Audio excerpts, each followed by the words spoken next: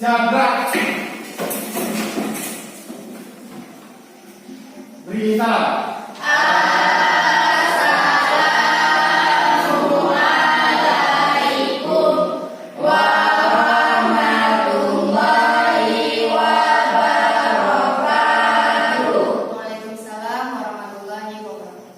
Tegak. Berdoa mulai. Bismillahirrahmanirrahim. Rabbil shrah sadri wa yassir li amri wahlul 'uqdatam min lisani yafqahu qawli. Amin. Oke, apa kabar semuanya?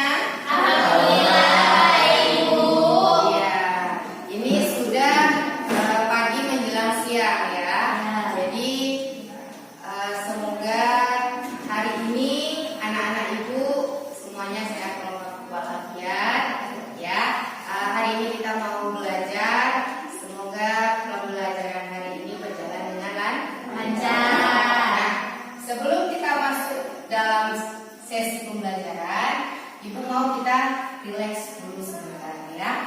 Coba anak-anak Ibu semuanya pejamkan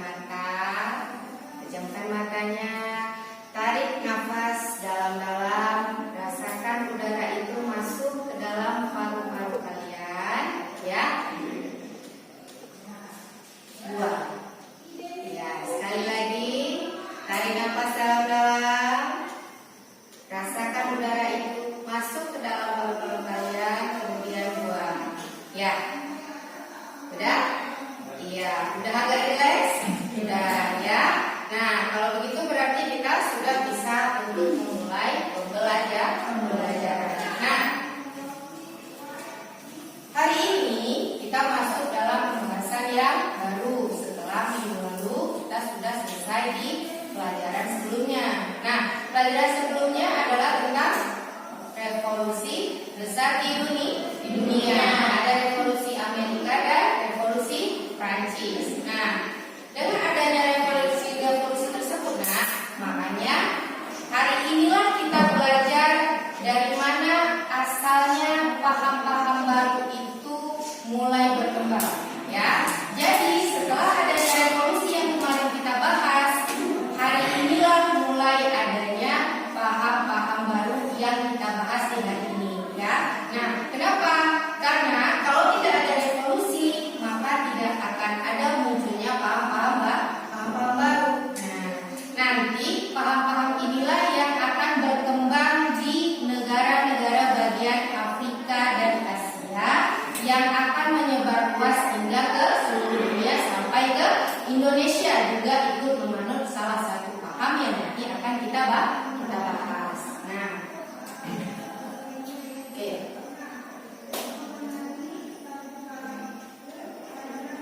Ya, nah hari ini kita mempelajari tentang adanya munculnya paham-paham baru.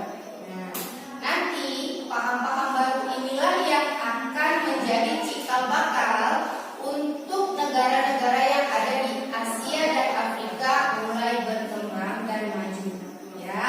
Nah, dengan adanya paham-paham ini, mulailah nanti adanya politikus yang bermunculan, kemudian adanya pemikiran baru dari para pendapat filsafat. Nah, disitulah nanti mulai juga adanya reformasi, kemudian adanya hak ingin memiliki kebebasan sosial, ya. Di situ juga nanti bisa terjadinya munculnya rasa ingin bersatu dan ingin maju, ya, atau kita bilang nasionalis. Nah, di sini ada 5 paham.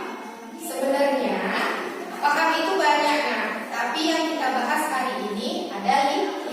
Kenapa ini Ibu bahas hari ini ada 5? Karena paham-paham inilah yang paling banyak digunakan oleh negara-negara lain, ya. Nah, jadi paham-paham inilah yang pertama kali muncul setelah adanya revolusi Amerika, revolusi Prancis, revolusi Rusia, kemudian adanya revolusi Tiongkok, dan terakhir adanya revolusi di Indonesia yang kemarin sudah kita bahas.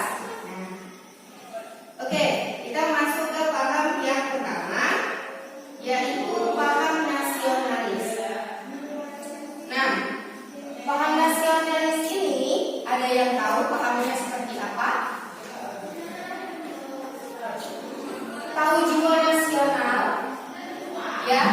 Nah, kalau kita punya jiwa nasionalis, berarti kita memiliki jiwa yang besar, rasa ingin tahu, rasa ingin bersatu, ya, rasa ingin maju. Nah, itu yang namanya disebut dengan nasionalis, ya.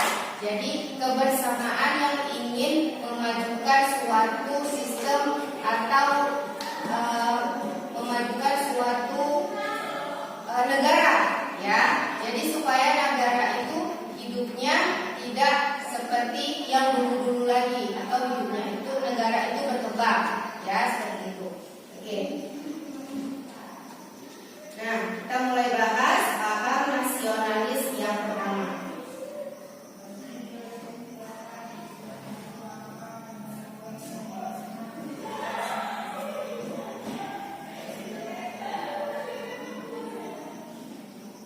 Oke, nah, di sini ada 4 pendapat dari masing-masing para politikus. Kalau kita bilang bisa mereka menjadi apa ya?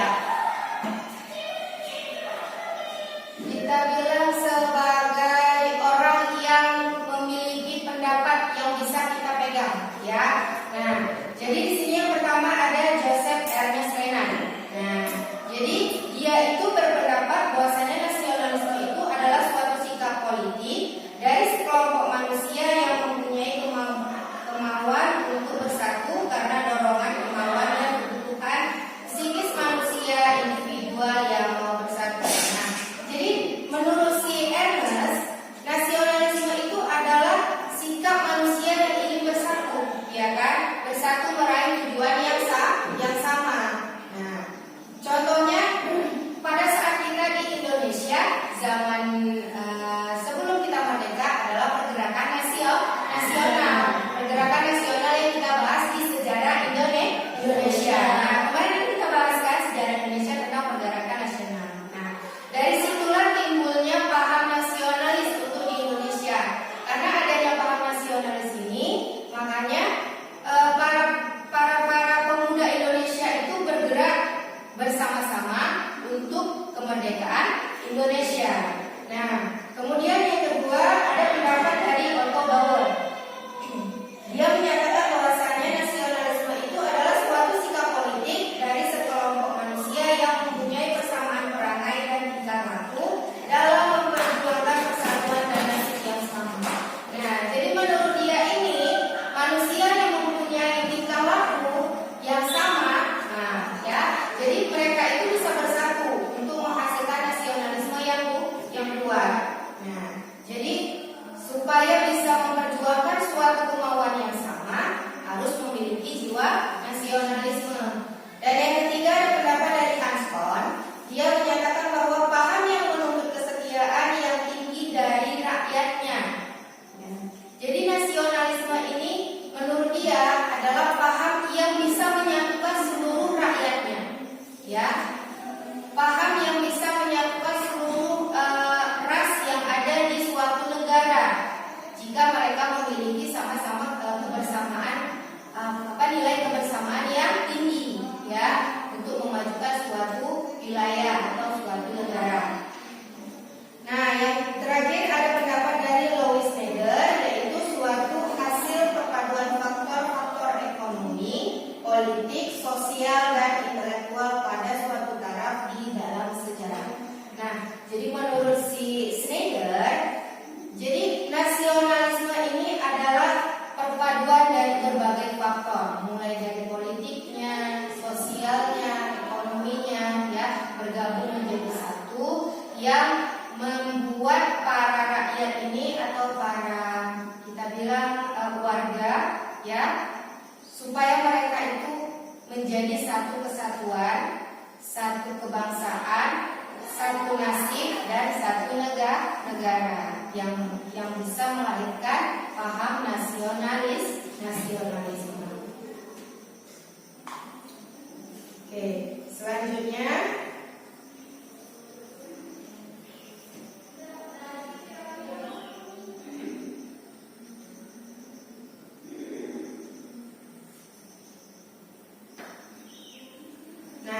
perkembangan nasionalisme.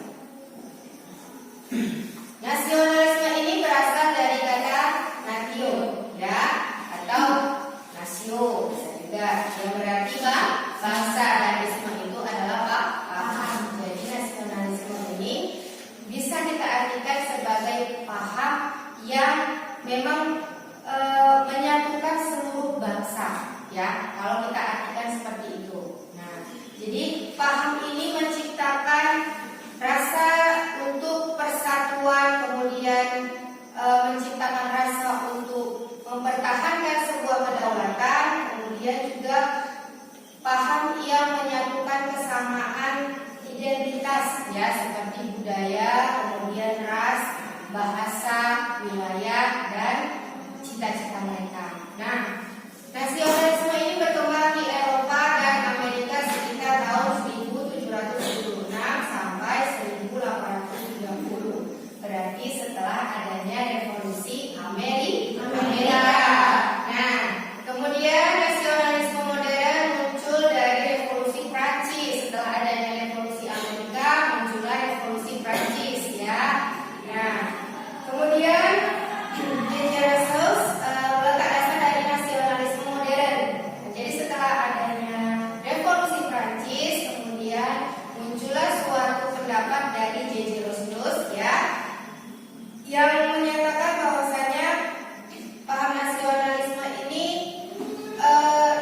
terlahir sebagai reaksi atas para penguasaan daerah-daerah di Eropa pada masa Raja Napoleon Bonaparte. Nah, pada saat itu tumbuh semangat nasionalisme dari bangsa-bangsa di Eropa untuk membebaskan tanah airnya dari cengkraman dan perampasan Napoleon beserta dari Prancis. Nah, cuman agak lucu ya kalau ibu bilang dia di Prancis itu tidak menerapkan sistem seperti ini, ya. Tapi si Napoleon ini pada daerah jajahannya dia memberikan hak kebebasan pada para penjajahannya, sedangkan di negara dia sendiri, ya, itu tidak diberikan kebebasan. Semuanya ada dalam keputusan dia. Jadi kalau ibu bilang dia memerdekakan seluruh daerah jajahannya, tetapi tidak memerdekakan negaranya sendiri, ya. Nah, kemudian faktor munculnya yang pertama ikatan rasa senasib dan seperjuangan. Contohnya juga negara kita sendiri, ya. Kalau nggak ada yang namanya senasib dan seperjuangan, tidak mungkin para pemuda-pemudi Indonesia mau melakukan perlawanan terhadap pemerintah kolonial Belanda. Nah, kemudian yang kedua, dalam satu wilayah atau dalam ruang lingkup yang sama, ya. Yang ketiganya ada campur tangan dari penjajah. Nah, kalau tidak ada campur tangan dari para penjajah, negara itu tidak akan melakukan yang namanya pemberontakan, tidak akan terjadi yang namanya paham nasional atau paham liberalnya nanti, atau juga paham demokrasinya. Kenapa?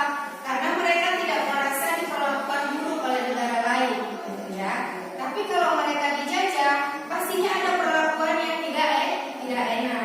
Makanya disinilah nanti timbul paham nasionalis. Setelah paham nasionalis, ada lagi paham liberalis. Nah, setelah paham liberalis, ada lagi paham sosialis, ya. Kemudian ada demokrasi dan pan-islamisme nanti yang terakhir kita bahas. Nah, kemudian ada persamaan ras. Persamaan ras inilah yang paling mendukung adanya kelahiran dari suatu pemikiran, ya. Karena kenapa? Kalau persamaan ras itu berarti kan kita sama-sama satu adat, ya kan. Kemudian memiliki perasaan yang sama. Namanya juga kita dalam satu ruang lingkup atau daerah yang sama. Nah, kemudian yang kelima ada keinginan dan tekad bersama. Kalau suatu kelompok tidak memiliki tekad atau tidak memiliki tujuan yang sama, maka apa yang mereka bilang dengan paham nasionalisme itu tidak akan tercapai. Nah, jadi kalau mau tercapainya suatu cita-cita harus memiliki paham dan tekad yang sama. Kalau ada yang berbeda, maka tidak akan bisa terjadi. Oke, selanjutnya gerakan nasionalisme ini ada di beberapa daerah, ya, atau di beberapa negara. Contohnya ada di Inggris, Jerman, Amerika, dan Amerika Latin. Nah, inilah yang pertama kali negara-negara yang menggunakan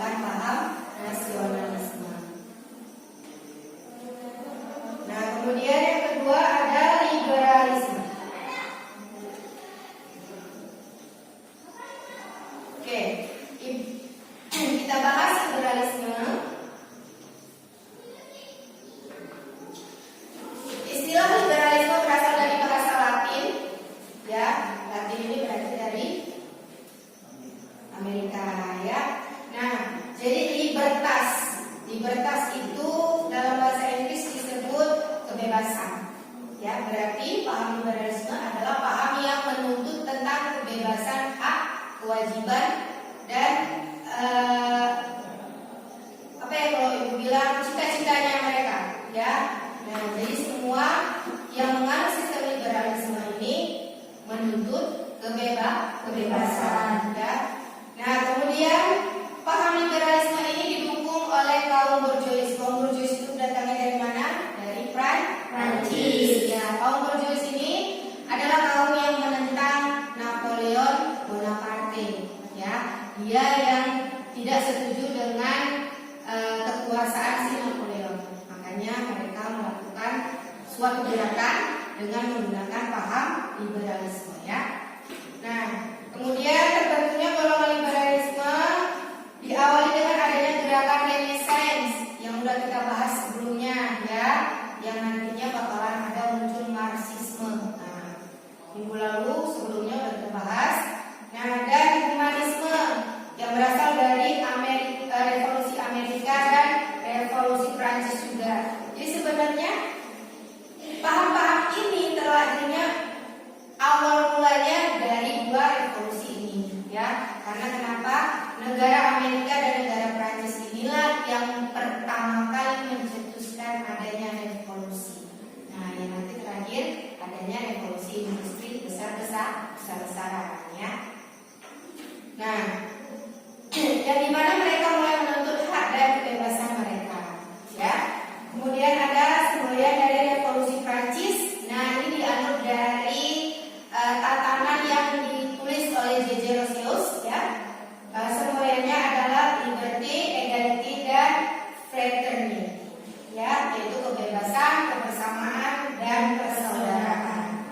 Nah, jadi di mana ada kebebasan, kemudian mereka juga menuntut adanya persamaan hak dan kewajiban, dan satu lagi menuntut persaudaraan yang sama. Tidak ada perbedaan ras, mau kulit putih, mau kulit hitam, mau kulit kuning ya, tidak ada perbedaannya.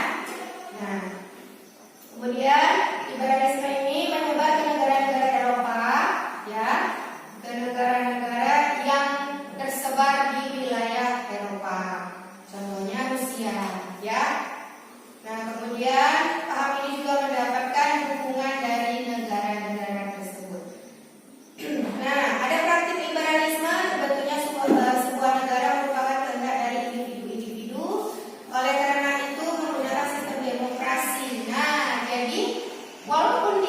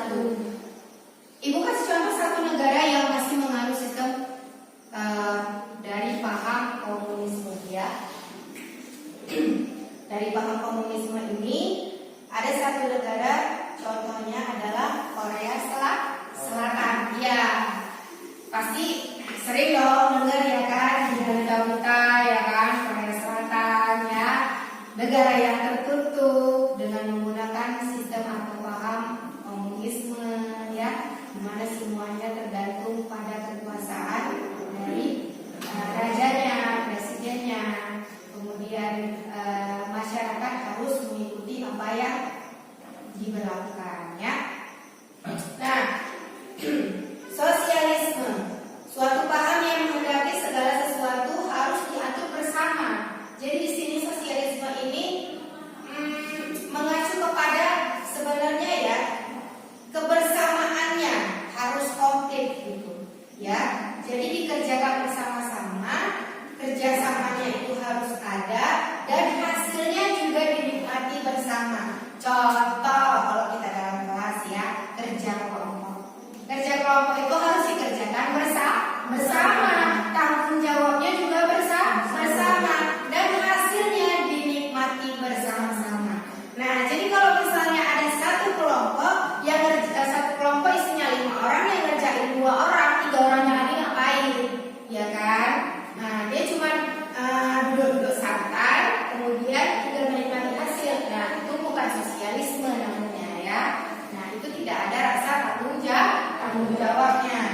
Nah, kemudian revolusi sosial ini reaksi terhadap kebincangan sosial ekonomi di kota besar akibat revolusi agraria dan revolusi industri ya.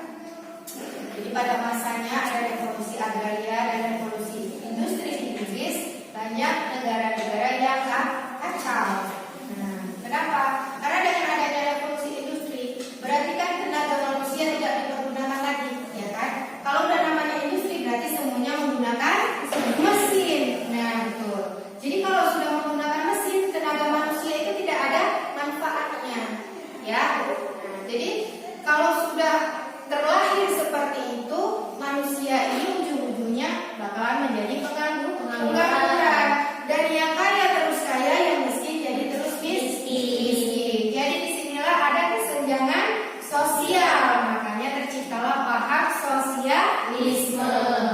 Nah, di sini ada para pendapat ya, yang pertama Robert Owen, yang merupakan bapak kelompok koperasi dunia. Jadi dialah yang mempelopori adanya koperasi. Lahirnya koperasi adalah dari pemikiran dia. Ya, kalau nggak ada pemikiran dia, koperasi itu bakalan lahir juga, cuma mungkin lebih lama ya untuk kesadaran sosialismenya. Kemudian yang kedua ada Saint-Simon, yang berhak mengembangkan industri dan ilmu pengetahuan adalah rakyat golongan 3, ya, yaitu guru dan rakyat biasa. Jadi kalau orang-orang yang mampu, ya, kaum kapitalis, kalau itu bilang nih, kapitalis adalah orang-orang yang memiliki modal yang besar. Mereka seharusnya tidak usah membuka industri. Jadi biarkan saja industri itu dibuka oleh kaum golongan 3 seperti rakyat dan guru, ya, supaya mereka juga mendapatkan hasil yang bisa mencukupi untuk kebutuhan mereka, ya, kebutuhan sehari-hari, ya. Nah, kemudian yang ketiga ada Charles Fourier. Dia berpendapat agar terjadinya kebersamaan diperlukan saling komunikasi, bekerja dengan sistem koperasi, ya. Nah, jadi dengan adanya sistem koperasi, kerjasama, kebersamaan, maka akan menghasilkan suatu hasil yang memuaskan. Kemudian yang terakhir ada Karl Marx, ya, pendapat dia paling terkenal, ya. Nah, sampai dibuatkan film ini. Jadi boleh kalau kalian mau nonton filmnya, ya, The Young Karl Marx, ya, The Young Karl Marx, ya. Boleh cari di Google atau di YouTube, ada filmnya. Dialah yang mempelopori lahirnya sosialisasi, ya.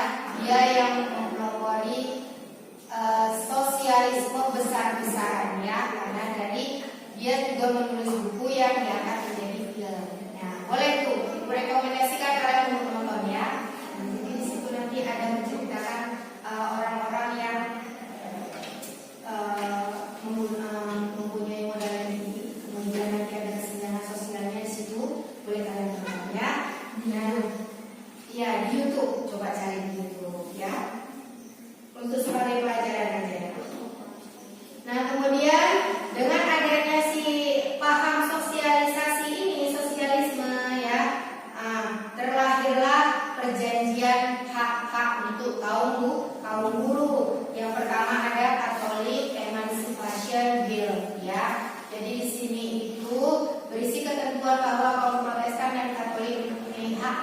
sama, tidak ada berbeda-beda.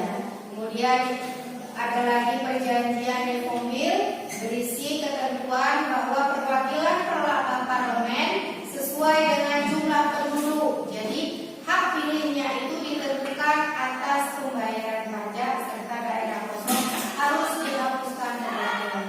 Jadi daerah kosong itu tidak ada perwakilannya, ya, menurut dari perjanjian ini. Kalau udah kosong ya udah berarti manusianya nggak ada, bukan? Nah, jadi dihapuskan. Kemudian yang ketiga ada Abolition Bill yang berisi tentang penghapusan perbudakan di Inggris dan koloninya. Ya, jadi dulunya di Inggris itu juga ada perbudakan, sistem perbudakan, ya.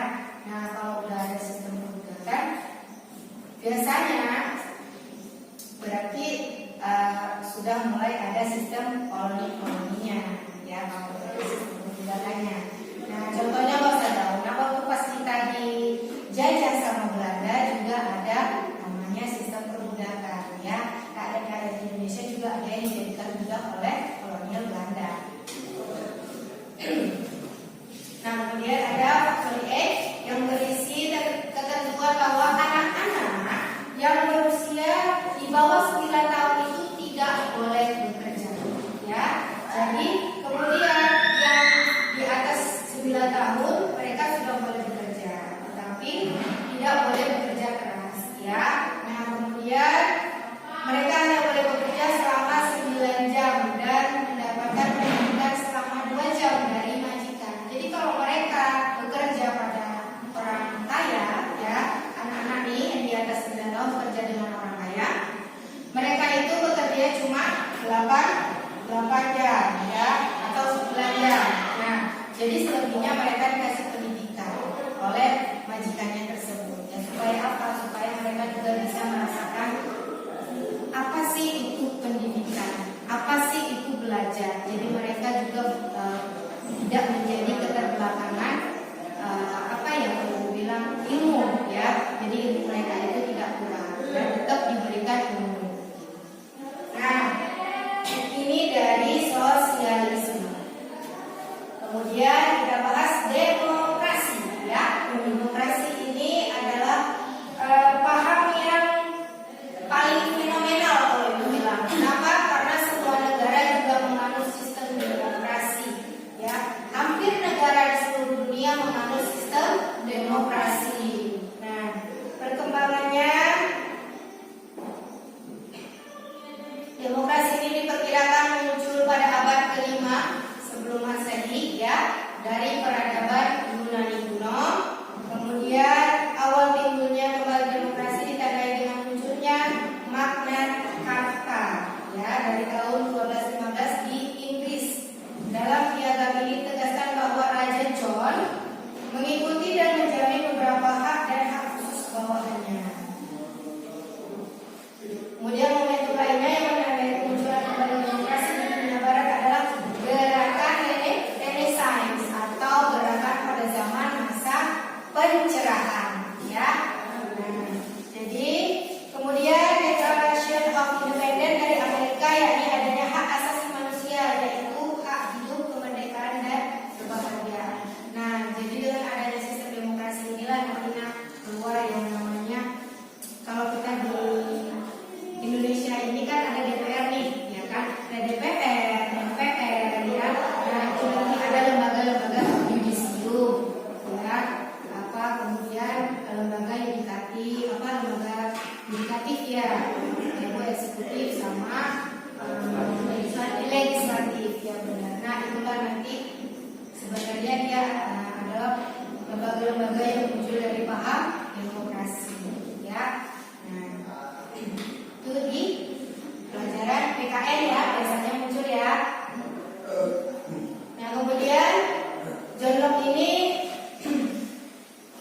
mempunyai pendapat bahwasanya hak-hak politik manusia mencakup hak hidup, hak kebebasan, dan hak untuk mempunyai milik, ya, life liberty dan property. Nah, ada juga si Montesquieu. Nah, ini, ya, kalau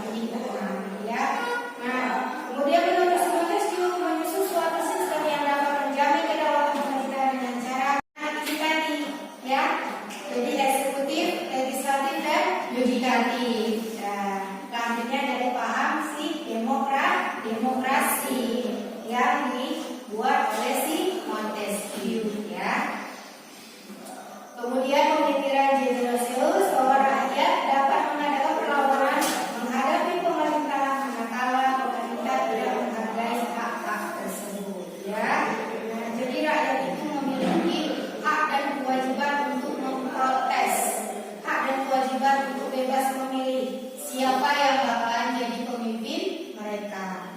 Nah, oke, selanjutnya kita bahas pan-Islamisme. Nah, pan-Islamisme ini lahir di negara-negara Islam. Kenapa? Ya namanya aja udah pan-Islamisme, ya. Berarti negara-negara Islam itu yang mempelopori lahirnya paham pan-Islamisme. Nah,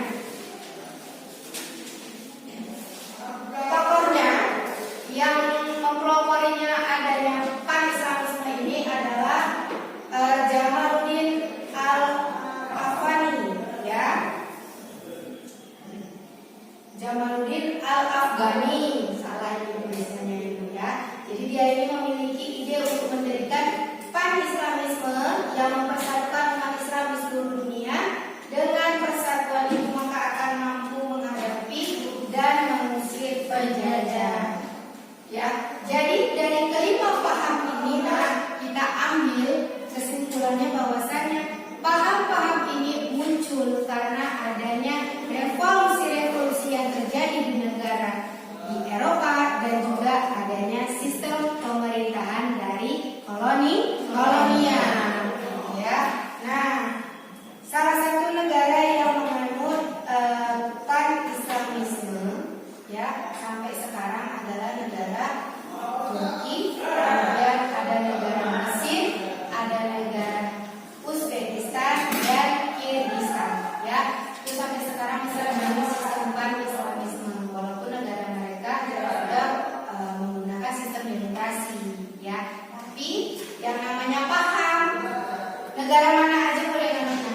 Jadi mau dia satu negara menganut beberapa paham itu tidak apa-apa. Yang penting negaranya berjalan sesuai dengan yang diatur dalam sistem pemerintahannya, ya. Nah, oke, sampai di sini ada yang tidak mengerti atau ada yang mau ditanyakan atau sudah jelas atau kalian bingung dengan yang Ibu jelaskan tadi, boleh, ya. Nah, jadi kalau ada yang tidak mengerti dengan apa yang dijelaskan tadi, mungkin gambarnya blur atau apa yang tidak sesuai, ya. Nah, jadi kalian bisa baca sendiri di rumah. Kalau mau dibaca, ya. Jadi sebagai bahan pertimbangan kalian, ya. Kalau misalnya di situ apa yang tadi Ibu jelaskan tidak mengerti, kalian boleh memahaminya sendiri, ya.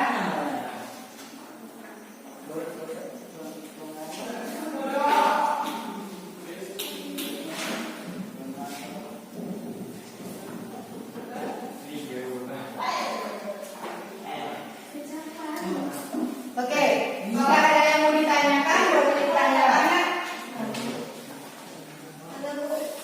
Sudah? Ya, tidak mau tanya apa?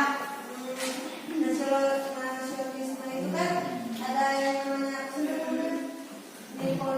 Napoleon Bonaparte. itu kan dia kan dia dijatuhkan maksudnya Dia raja Prancis, tapi dia menjadi negara lain. Nah, tapi dia membebaskan negara itu sendiri. ya, Di di negara dia sendiri dia tidak meletakkan hak-hak kewajiban untuk rakyat-rakyatnya. dia nggak dibebaskan. Iya, benar. Mungkin ini ya, kalau pandangan Ibu, ya. Jadi kenapa dia tidak membebaskan di negaranya? Takut bahwasanya di negaranya itu bakal terjadi pemberontakan. Nah, kalau negaranya sudah terjadi pemberontakan, dia tidak bisa mengontrolnya, ya. Tapi kalau di negara lain yang dia jajah, dia memberikan hak kebebasan. Kenapa? Dia bukan untuk memiliki suatu wilayah itu. Yang dia inginkan adalah hasil dari negara yang dia jajah itu. Nah, kalau yang namanya negara dijajah, intinya cuma satu, nah, ya. Yang ingin diambilnya adalah keuntungan. Seperti kita Indonesia dijajah oleh Belanda, Belanda ingin mengambil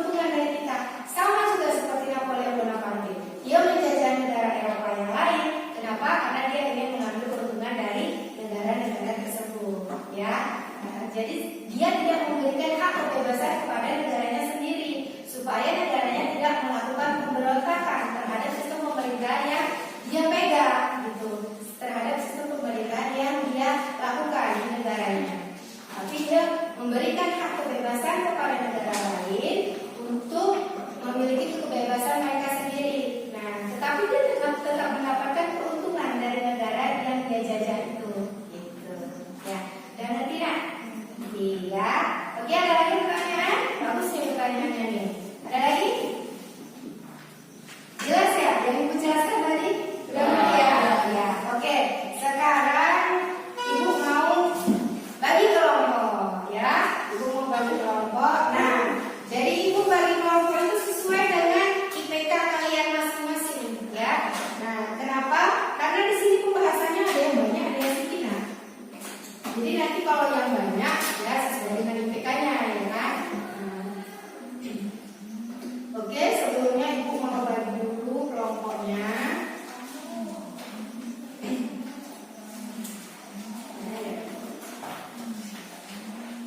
Nah, di sini kan ada 5 ya pembahasannya. Ada 5 tadi pembahasannya ya kan? Ada nasionalisme, liberalisme, sosialisme, demokrasi, dan pan-islamisme. Ya, untuk sosialisme, ya. Kenapa ibu bilang sosialisme? Ini pembahasannya paling banyak, ya. Nah, pembahasannya paling banyak.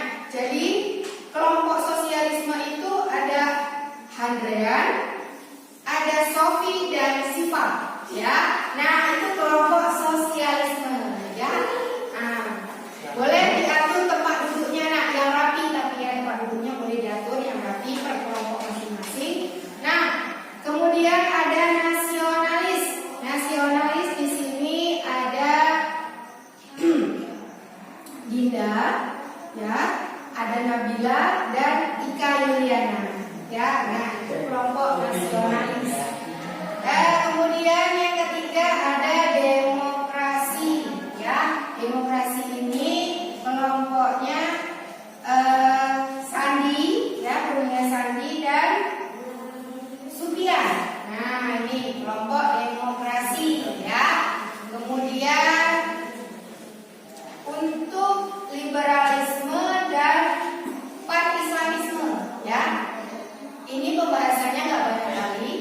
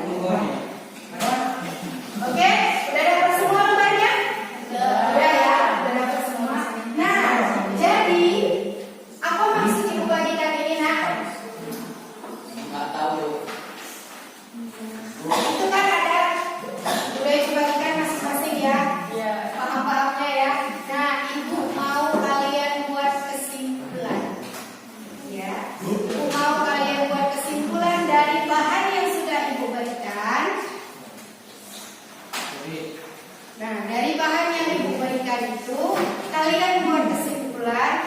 Kesimpulannya itu boleh kalian buat dengan menggunakan video juga boleh. Kemudian buat tulisan tangan juga boleh. Kalian rekam juga boleh. Bisa kalian mau rekaman suara boleh. Nah, jadi dari yang udah kalian pahami itu kalian rekam suara kalian ya. Mau buat tulisan tangan juga boleh ya, seperti buku juga boleh. Nah, atau kalian mau buat PowerPoint-nya juga boleh. Nah, jadi terserah kalian mau buat seperti apa. Nanti kalau sudah siap dikumpulkan, kirim ke WA ya. Nah, jadi kan nanti masing-masing nih ya kan, masing-masing PowerPoint terserah mau seperti apa. Atau oh Bu, saya mau buat video aja Bu. Video nanti saya gambar sini Bu, saya mau buat video boleh. Atau Bu, saya mau rekaman suara aja Bu, boleh juga. Atau saya mau rekaman Bu, ini saya lagi ngomong kayak ibu di depan, saya lagi ngomong ya kan, saya rekam saya kirim ke Ibu, boleh juga ya. Mau seperti apa juga boleh. Nah, mau buat dalam bentuk tulisan di PDF-kan juga boleh. Mau buat dalam bentuk tulisan tangan juga boleh ya. Mau buat dalam bentuk PowerPoint juga boleh. Terserah kalian, bebas menentukannya mau apa ya. Nah, jadi ada dalam bentuk PowerPoint-nya. Dalam bentuk PowerPoint itu seperti PPT kan? Presentasi. Yang ada slide 1, slide 2, slide 3. Ya, nah itu PowerPoint-nya ya. Nah, jadi udah diputuskan mau buat dalam bentuk apa? Sudah ya. Akan ambil kesimpulan sama-sama. Itu nanti bahannya kalau dikerjakan di rumah.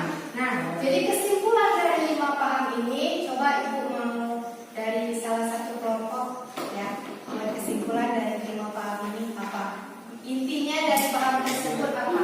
Maksud dari 5 paham itu apa? Satu aja, satu kelompok. Boleh kelompok mana aja? Nah, kita sama-sama. Iya, boleh. Nasionalisme itu merupakan upaya menentukan nasib sendiri dari suatu bangsa sebagai akibat meningkatkan kemampuan nasional dan Jadi ya. Lanjut. jadi nasionalisme sama apa? Dia bersama dalam nasionalisme dan Iya, intinya nasionalisme itu adalah paham yang menjunjung tinggi sistem kebersamaan. Oke, pakai. Tepuk tangan dulu untuk kawannya. Oke, selanjutnya apa sosialisme? Ya, boleh. Pan-Islamisme adalah tujuan mempersatukan bangsa dengan Iya, betul. Jadi pan-islamisme ini adalah salah satu paham yang memang dikhususkan untuk agama yang beragama Islam, untuk menyatukan seluruh agama Islam di seluruh dunia. Oke, jadi apa sih? Oke, dari sosialisme. Ya, kalau nggak dari demokrasi. Kesimpulannya dari paham sosialisme adalah ingin membuat negara lebih maju dan berkembang dan ingin menekan angka kemiskinan di negara tersebut serta ingin membuat ekonomi dan industrinya lebih berkembang. Iya, benar. Nah, jadi sosialisme itu intinya adalah ingin menghapuskan kesenjangan sosial. Mantap ya pemaparannya. Oke, dari sana sistem demokrasi. Dari paham demokrasi. paham demokrasi merupakan faktor pendorong yang sangat besar pada tokoh demokrasi. Merupakan faktor pendorong yang sangat demokrasi merupakan faktor pendorong Ya, faktor pendorong. untuk tinggi pada rakyat. Iya, demokrasi menurut Bang Sofian ya, demokrasi adalah faktor pendorong untuk menjunjung tinggi pendapat dari para rakyat. Benar banget ya, kenapa? Karena demokrasi itu adalah salah satu paham yang memang menjunjung tinggi nilai-nilai pendapat dari rakyat ya. Jadi rakyat itu paling utama dalam paham demokrasi ini.